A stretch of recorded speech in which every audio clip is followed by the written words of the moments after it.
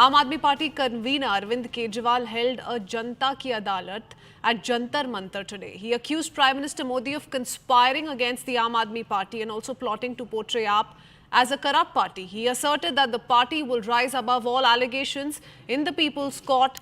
The BJP also in the meanwhile staged a protest against Kejriwal, accusing the Delhi government of failing to fulfill its promises. So that's what happened on part of both the BJP and the Aam Aadmi Party in the national capital today. First up, we do hear it from Arvind Kejriwal, who no longer, remember, is the Chief Minister. Atashi has been sworn in as the Delhi CM already with her ministers. But here's what Arvind Kejriwal had to say to the BJP a little while earlier. भ्रष्टाचार के खिलाफ आजाद भारत का सबसे बड़ा आंदोलन 4 अप्रैल 2011 को जंतर मंतर से शुरू हुआ था, लेकिन उस वक्त की सरकार भी बहुत अहंकारी थी। उन्होंने हमारी बात नहीं मानी, चैलेंज करते थे, चुनाव लड़के दिखाओ, जीत के दिखाओ, चुनाव लड़के दिखाओ, जीत के दिखाओ, कहते थे ना। हम तो छोटे से लोग थे, हमें तो चुनाव लड़ना नहीं आता था, और चुनाव लड़ने के लिए पैसा चाहिए, गुंडे चाहिए, आदमी चाहिए।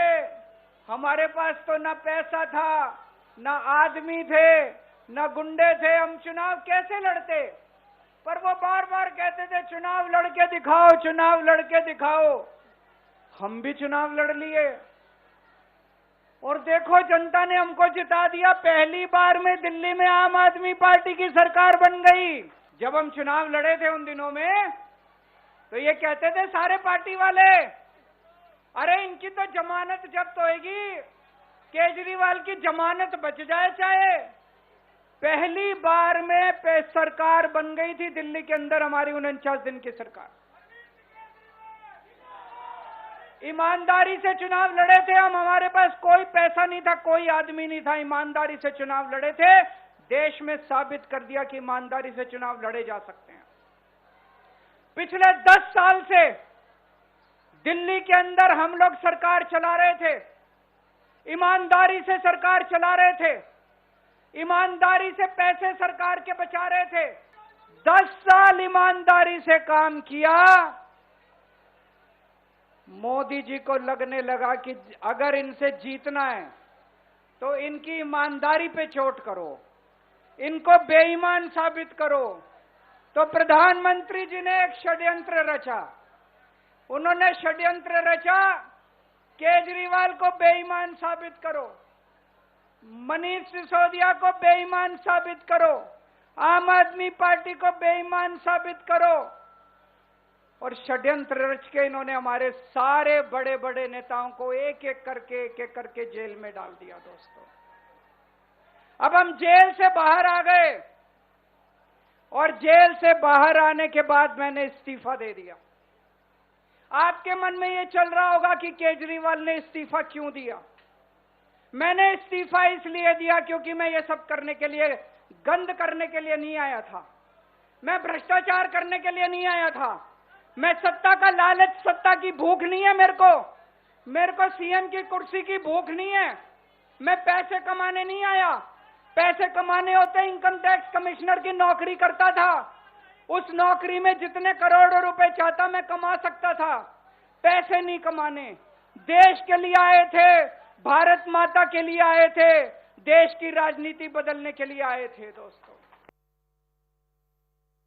Well, the Delhi BJP is once again protesting against the national convener of the Aam Aadmi Party, Arvind Kejriwal. You can see behind me, these are the BJP leaders of the Delhi unit of the Bharatiya Janata Party who are sitting on this dharna demanding that there has been a lot of corruption when it comes to the Kejriwal's rule here in the national capital. The prime issue today which they are raising is of corruption and how Arvind Kejriwal has built his official residence which is located in civil lines with the money of corruption. Well, they say that the cost of the house is a whopping 150 crores which the Aam Aadmi Party says is not true, but the BJP says what the entire property of Arvind Kejriwal has been built on the corruption's money. Well, this is one of the standees which they have put here of Arvind Kejriwal's residence. They say that this entire house has been built out of the money of corruption.